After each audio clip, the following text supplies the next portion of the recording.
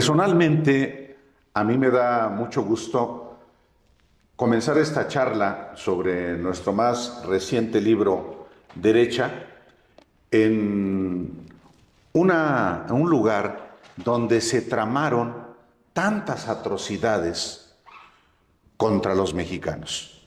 Estamos, Alejandro Páez y yo, en la residencia oficial de Los Pinos hasta el 2018, y a partir de entonces el complejo cultural Los Pinos.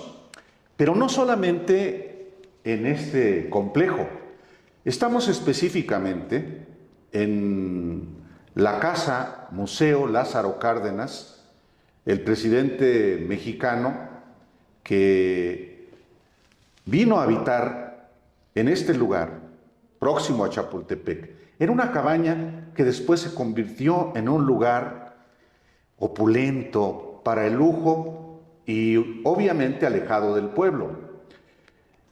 Fue, Alejandro, el último presidente de izquierda en el siglo XX y tuvieron que pasar muchos años de gobiernos de derecha que aquí referimos para que hubiera un cambio en otra dirección a la derecha y a la derecha más vil, el modelo neoliberal. Sí, continuando con la metáfora, efectivamente estamos en un espacio donde se planeó durante una buena parte de la segunda mitad del siglo XX las peores atrocidades y en el arranque del siglo XXI las peores atrocidades contra México, pero también al mismo tiempo como una especie de lunar dentro de esta inmensidad.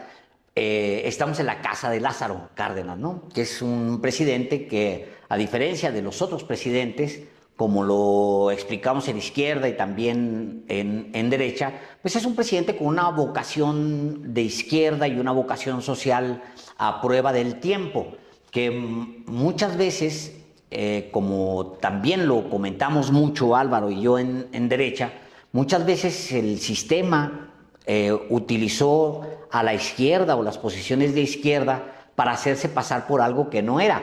Pero el tiempo fue suficiente para ir derrumbando estos mitos de presidentes supuestamente de izquierda en México, y en el caso de Lázaro Cárdenas en particular, el tiempo terminó madurando lo que él presentó y poniéndolo al centro de la discusión de México y de los mexicanos como un presidente indiscutiblemente con una vocación por los pobres, por una vocación social, por una vocación de izquierda. Bueno, estamos aquí y retomo mientras que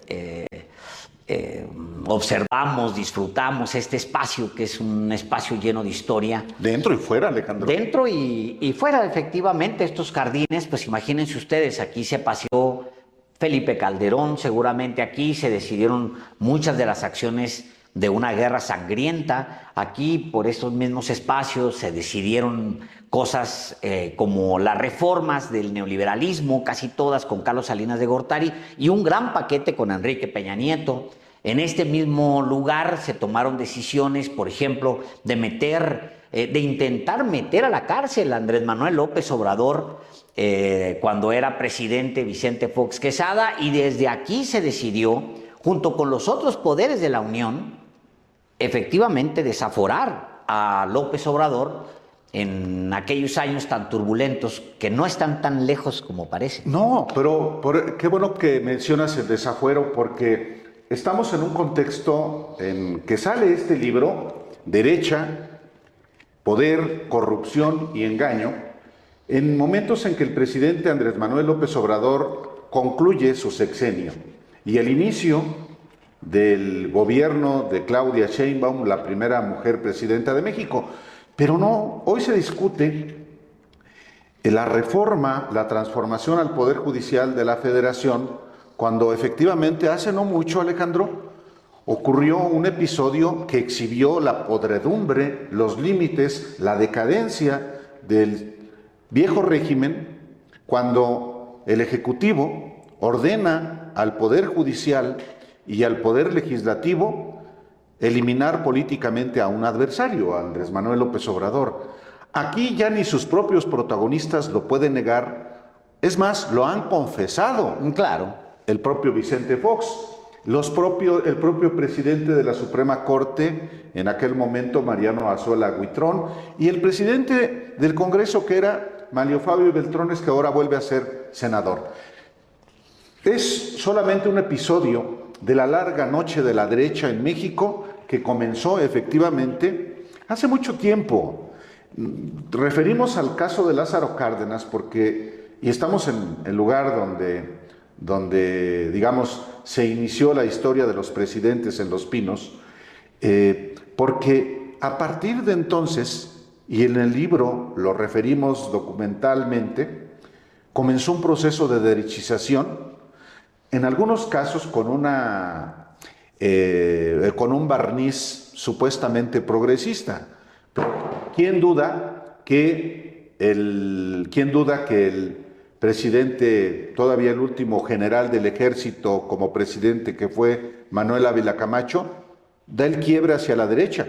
¿Quién duda que Miguel Alemán Valdés haya sido un presidente de derecha profundamente corrupto? O quizá el menos peor de todos haya sido Adolfo Ruiz Cortines, un hombre austero, discreto, pero después viene López Mateos, Díaz Ordaz, Luis Echeverría, López Portillo. La peor derecha. Y viene la derecha más depredadora. Sí.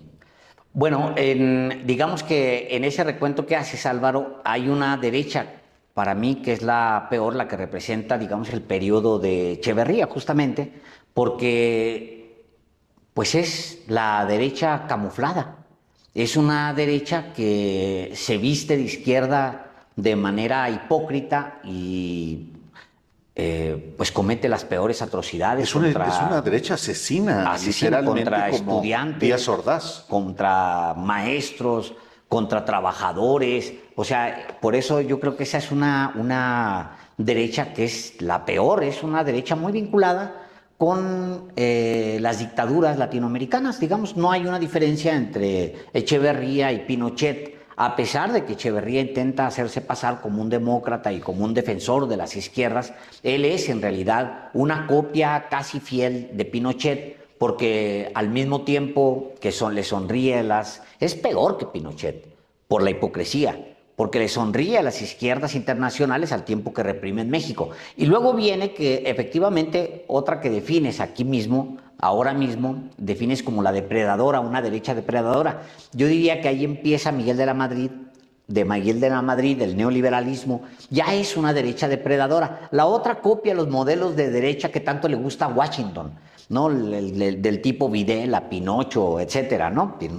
Pero esta otra es una derecha que también le gusta mucho a Washington y que es entreguista, antinacional, y entrega tal cual, pues los bienes de la nación. Yo me regreso un poco al libro, a derecha, para contarles a ustedes, empezar por narrar, digamos, el libro. ¿De qué se trata derecha? Bueno, derecha, como ustedes saben, es la tercera entrega de una trilogía que nos propusimos Álvaro Delgado y un servidor hacer. Esta trilogía empezó con la disputa por México, un libro que hablaba sobre estos dos grandes polos en disputa permanente por el control de la nación, el control de las variables económicas, el control de la política, el control de los poderes, y siempre desde dos grandes polos, izquierda-derecha. Luego escribimos Izquierda, que es un libro que ustedes conocen, que ha circulado de manera profusa en México. Izquierda trata de dar una especie de, digamos, pedigrí a la izquierda social. Habla de Zapata como habla de Jaramillo, de Rubén Jaramillo, habla también de los luchadores de los años 70, en fin, habla sobre las guerrillas, habla sobre el tesón de los que lucharon en las últimas décadas para pelear por una democracia real, verdadera en México. Y derecha es un ejercicio un poco más exhaustivo, Álvaro, no sé si lo sientes así, porque se va hasta el siglo XIX para ubicar a las familias que desde el siglo XIX, desde el poder, con ayuda de los distintos presidentes, empiezan la gran expoliación de México y de los mexicanos. No hay presente ni futuro sin examinar el pasado. Y en los libros que hemos elaborado Alejandro Páez y su servidor, pues están naturalmente la actualidad, lo que está ocurriendo, lo que ha ocurrido en los años recientes. También está hurgar en la historia en tiempos tan remotos como el siglo XIX para entender lo que ha sido, en este caso, la derecha, lo que es la derecha y lo que va a seguir siendo la derecha, porque tampoco se aprecia en esta gran coalición de intereses un ánimo de ser distinto a lo que ha sido la derecha. Es un libro, efectivamente, muy exhaustivo, que llega hasta nuestros días, hasta pasada la elección misma del 2024 con la primera presidenta de México. Claro, también es como Izquierda, que en la parte última detalla inclusive cuál es el choque y el rompimiento que existe entre las dos figuras de la izquierda en los más recientes cuatro décadas, Cuauhtémoc Cárdenas y Andrés Manuel López Obrador. Y está perfectamente engarzada o engarzado derecha con la disputa por México, porque son, al final de cuentas, los dos grandes proyectos de nación que se han disputado en nuestro país desde el siglo XIX, solamente para hablar del siglo XIX, siglo XX y siglo XXI, es decir, 3 siglos de tensión, de choque, de lucha entre dos proyectos de nación que ha sido la derecha el proyecto más consolidado, tal como efectivamente en este libro se acredita. Sí, fíjate, en el capítulo 1, el libro está dividido en 4 capítulos. Decidimos, Álvaro y yo, conservar más o menos la estructura de izquierda. Sí. Empezamos en la primera parte, pues sí, una revisión del siglo XIX, de los grandes capitales del siglo XIX, de cómo hasta Porfirio Díaz durante el siglo XIX pues se va repartiendo básicamente los bienes de la nación. Se los quitan a la iglesia durante las leyes de reforma, pero se las reparten entre las élites. Los bienes de la iglesia terminan cayendo en las manos de familias que siguen mencionadas en la historia hasta hoy. Por ejemplo, en la Ciudad de México hay una colonia que se llama Escandón. ¿De dónde viene el Escandón? Nosotros tenemos una oficina en la Escandón. Bueno, los Escandón en el siglo XIX se apropian pues, de todo lo que pueden, les alcanza la mano, en terrenos, en propiedades que se les había quitado a la iglesia, por ejemplo, ¿no? Y luego contamos aquí, por ejemplo, del Samos de los Azulejos, que es, pues sí, o sea, en este momento, un edificio icónico del poder de Carlos Slim Elú. Bueno, resulta que... En el centro histórico. En el centro histórico, que también es casi de Carlos Slim Elú, uno de los ricos del salinato, uno de los ricos del neoliberalismo. Pero resulta, Álvaro, que hacia atrás, cuando tú persigues la historia del Sambors de los Azulejos, pues era el Jockey Club, fundado por ¿quién? Pues por Porfirio Díaz, fundado primero, fíjate nada más lo que son las cosas. El Jockey Club se funda porque él quería un club literal de ricos. Y lo fundan dentro de un edificio del ayuntamiento para evitar pagar renta. Imagínate. Ya el lucro, el lucro. Después se ven obligados por las críticas que hay públicas al uso de ese espacio de una bola de ricos dentro del ayuntamiento. Se tiene que salir y conseguir una casa que termina siendo esa casa. Esa casa, que es una mansión en el centro de la Ciudad de México, que es el Sambors de los Azulejos, pues lo ocupa el Jockey Club, donde se reúnen, se reparten los bienes nacionales, se casan entre ellos. O sea, se ofrecen las hijas allá dentro del Jockey Club durante el porfiriato, se reparten los contratos y pues obviamente se organiza el robo a la nación. Bueno, y hacia atrás, pues bueno, la historia llega hasta los españoles que tenían como propiedad estos, un conde, el conde de Orizaba, que tenía esa propiedad, que la junta con otro. Hay un espacio mínimo en el Todo que eso lo cuentas. todo eso se Todo cuenta. eso lo cuentas en derecha. Es correcto, está en derecha. Hay un momento, Álvaro, y a usted que nos escucha y que nos hace el favor de vernos siempre, en el que la Casa de los Azulejos pasa a mano de los anarquistas. Y ahí se funda la Casa del Obrero Mundial. Dura nada más 2 años en manos de los anarquistas, dura 2 años en manos de los obreros en realidad, e inmediatamente terminan por recoger los ricos, los capitales, por recoger otra vez su propiedad después de la Revolución de 1910. Y arranca también este libro, decía yo, con esa revisión del siglo XIX, y luego Álvaro se mete en la segunda parte a una revisión de cómo la revolución es derechizada, Álvaro.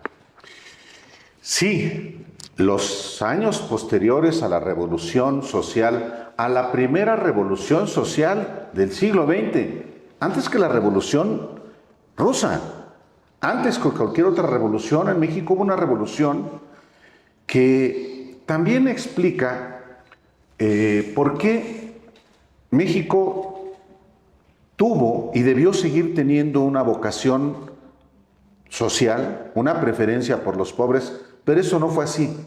Se fue efectivamente derechizando hasta en términos de no solo sus gobiernos y sus instituciones, sino el propio partido supuestamente surgido de la revolución.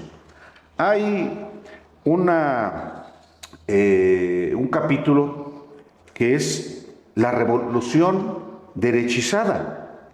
Y, bueno, llega el momento de que esta derechización, cuando deja de ser partido de la Revolución Mexicana y se convierte en el Partido Revolucionario Institucional, claramente hay unas banderas que se arrojan al piso para pisotearlas, y entonces se da la derechización a tal punto que el PRI busca crear, y eso mucha gente lo ignora, un sector para los empresarios. O sea, además de los obreros, los campesinos y el sector popular, se buscó crear por parte de Gustavo Díaz Ordaz un sector empresarial, sencillamente para formalizar lo que ya era, lo que estaba en curso desde realmente Ávila Camacho, y luego lo profundiza Miguel Alemán, pues la derechización del Partido de la Revolución. Es también una época en la que emergen las organizaciones reaccionarias, incluyendo las secretas. Es un periodo en el que se consolida el poder económico con el Consejo Mexicano de Hombres de Negocios, como se llamó en un principio, y luego se transformó en el Consejo Mexicano de Negocios, que agrupa a los más ricos de México, a la oligarquía hasta nuestros días. Y es un periodo de la historia, me parece que muy poco examinado y muy poco recordado actualmente, y a la luz de lo que está pasando en nuestro país es indiscutible que se conozca. Y esto está contado también a detalle en este libro de derecha.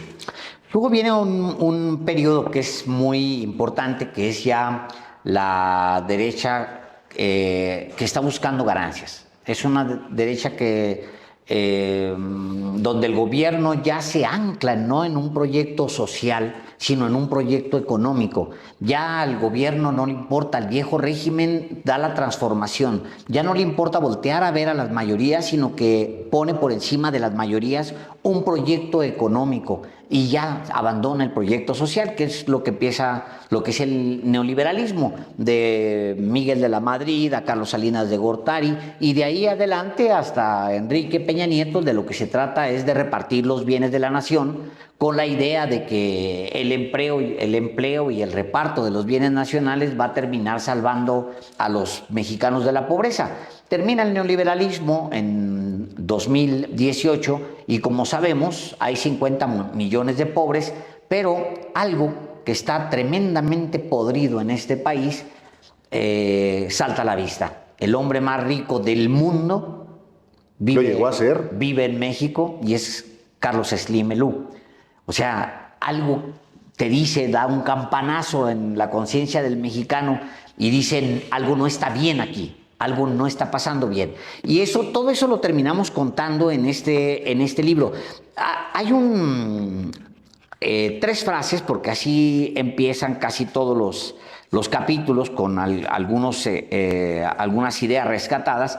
Yo rescato una frase de don Daniel Cosío Villegas, uno de los hombres intelectualmente, uno de los intelectuales con una mayor honestidad, digamos, en el siglo XX mexicano, y de un periodo muy importante, porque se empezó a cooptar todo el pensamiento, se empezó a machetear el pensamiento, y el pensamiento de don Daniel sobrevive. Dice él en un ensayo, dice él: México puede esperar algo de las derechas. La derecha mexicana, como la de todo el mundo, no es la mano cordial. Carece de la comprensión y de la generosidad de que tanto necesita nuestro desdichado país. Por añadidura, nada nos ofrece que sea nuevo o mejor de lo que ahora tenemos. Desde este punto de vista, México no podría encontrarse en una situación ni más angustiosa ni más desesperada, pues no se encaminaría mejor acudiendo a las fórmulas, después de todo tan simple, de cambiar de régimen y de signo político. Escribe don Daniel Cosío Villegas. Luego hay una frase de Carlos Slim que no me puedo ir sin terminar esta presentación de derecha sin mencionarla. Dice él, en algún momento de la presidencia de López Obrador: yo tengo pendiente, cuando acabe el gobierno, hablar con el presidente López Obrador de muchas cosas. Como él dice, diferimos en varias cosas. Ya quedamos de hablar cuando acabe de lo que diferimos, empezando por Porfirio Díaz. Yo creo que fue un gran presidente, modernizó al país. Bueno, gobernó 30 años, se le fue la mano, pero no nos metamos en eso. Es un retrato de Carlos Slim, del neoliberalismo y de la intelectualidad mexicana tremendo. Intelectualidad mexicana de la que también hablamos en este libro hasta nuestros días. La conducta abiertamente política, simuladora de las dos mafias intelectuales de México, encabezadas por Enrique Krause y Héctor Aguilar Camín.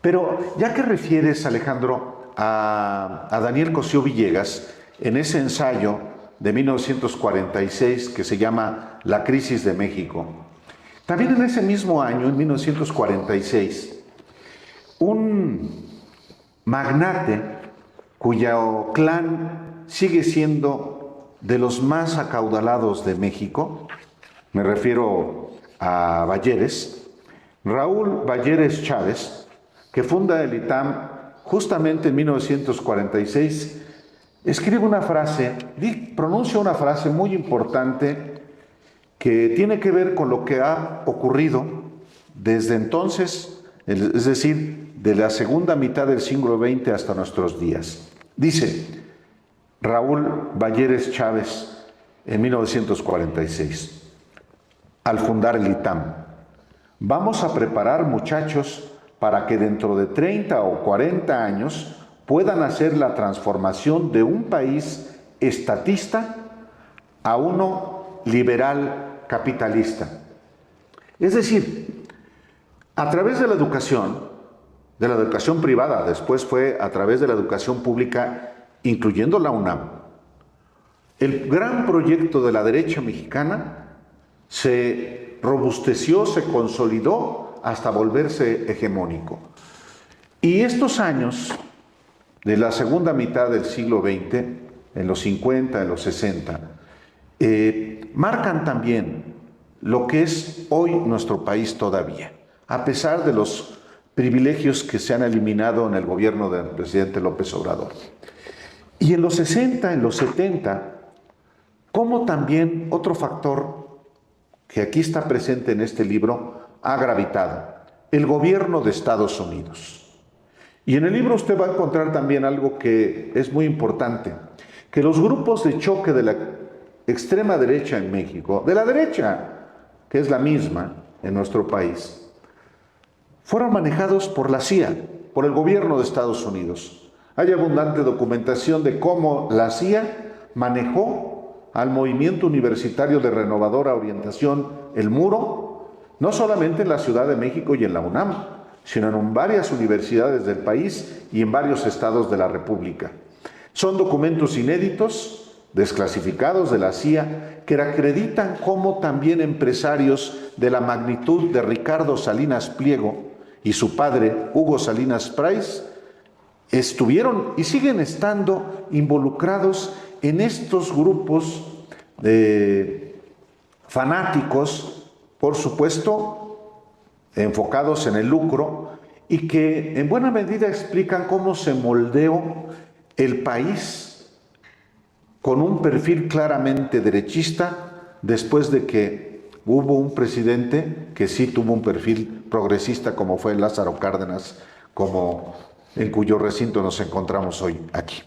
Sí, esa marcha que narras, Álvaro, que se da en gran parte en las universidades, pero también alimentada desde Estados Unidos, pero también impulsada desde el mismo régimen hacia la derecha, una marcha hacia la derecha, tiene un momento cúspide en Carlos Salinas de Gortari. Sin duda. Es digamos, un momento de luz.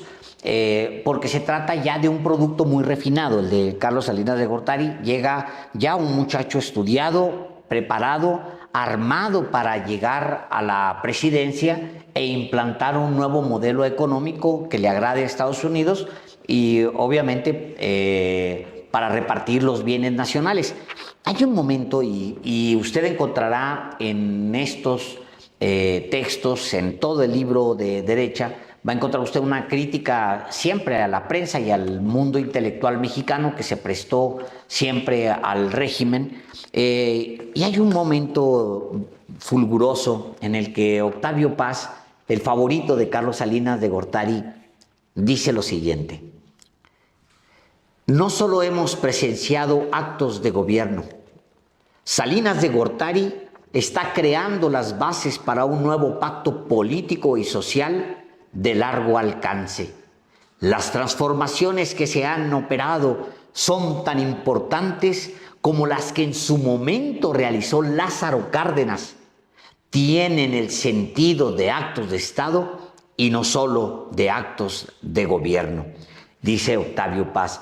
Pero Enrique Krause, en este nuevo intento por lavarle la cara a los dictadores y a la derecha permanentemente, tanto de Octavio Paz como de su heredero Enrique Krause, escribe lo siguiente: de Porfirio Díaz puede decirse muchas cosas, pero no que fuera corrupto.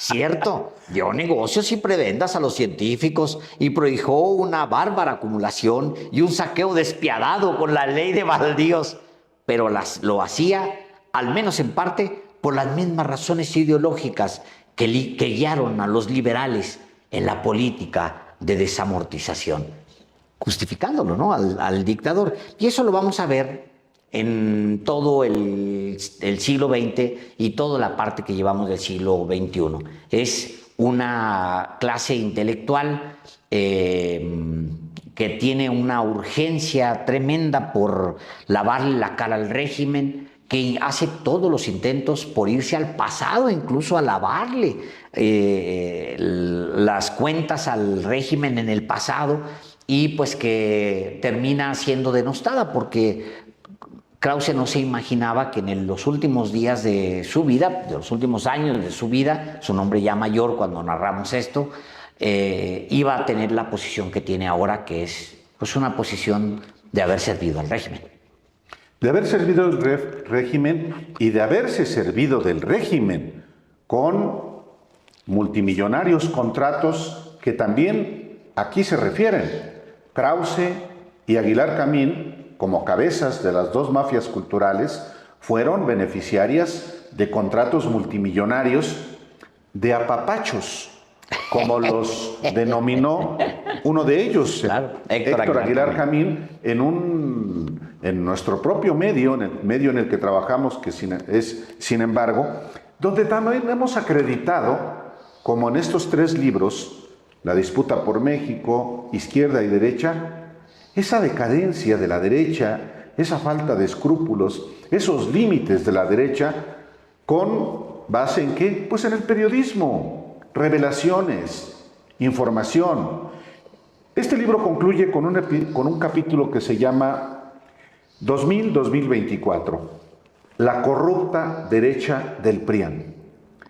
¿Y por qué de 2000 y no desde 1988, cuando Carlos Salinas crea el PRIAN? Bueno, porque es con la alternancia del año 2000 cuando supuestamente hay en México una transición a la democracia.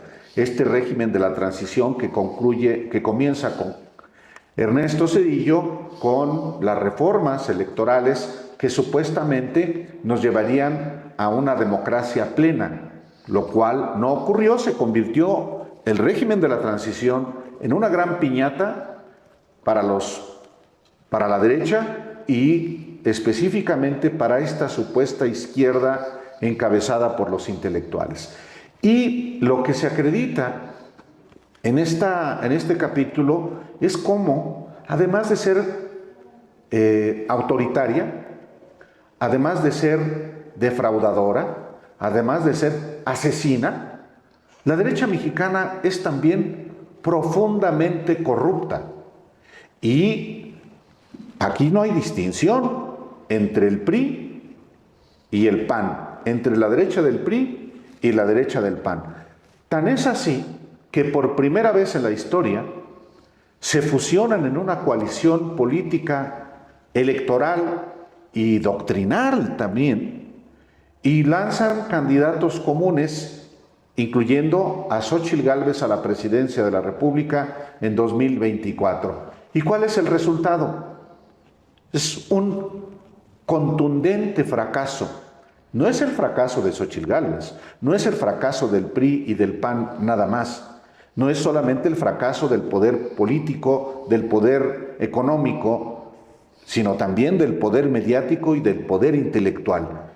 Eso que aspiramos sea para la historia también a través de este libro, pues lo incluimos. Casi llegamos, Alejandro, barriéndonos a este 2024. Termino con una frase de Carlos Monsiváis de los años, creo que es de principios de los 2000, de Carlos Monsiváis, donde define la derecha en una entrevista que le hacen en Nueva York por otras causas y termina siendo uno de los mejores retratos de la derecha mexicana. Dice Carlos Monsiváis: desgraciadamente la izquierda actual no es la mejor concebible. La derecha, sí, es la mejor concebible. Es estúpida, arrogante, atrasada y represiva. Entonces, es la mejor derecha concebible porque reúne todos los requisitos del modelo. Y luego está una zona central que nadie habita. En verdad, nadie está en el centro. Todos quieren encarnar una utopía que es una actitud progresista. Como el voto tiende a ser cada vez más de derecha, dicen: no, la izquierda y la derecha son términos atrasados, hay que buscar uno nuevo. Y mientras buscan uno nuevo, votan por la derecha. Carlos Monsiváis. Y yo también concluyo citando a Carlos Monsiváis, porque ese es el punto final de este libro, Alejandro. Yo lo cito En buena medida porque retrata también, aun cuando él haya ya fallecido, el momento en el que nos encontramos. Dice Carlos Monsiváis, una de las grandes virtudes de que exista la ultraderecha, la derecha digo yo, es que en virtud de sus propios fracasos va señalando los progresos de la sociedad. Está muy bien. Pues de esta manera queríamos presentarles a ustedes en este espacio, no nos resistimos a la tentación de hacerlo, Derecha, que es el último libro de la trilogía. Derecha es un esfuerzo de los últimos años de Álvaro Delgado y de un servidor. Termina aquí una trilogía. Y pues muchas gracias siempre por su apoyo, gracias a la gente, porque por la gente llegamos hasta hoy. Nomás para usted que tiene interés en conocer la historia y lo que está pasando en nuestro país, en la visión de dos periodistas que tienen interés en informar, nada más. Así es que vamos a ir a todo el país otra vez y ojalá nos acompañe. Gracias.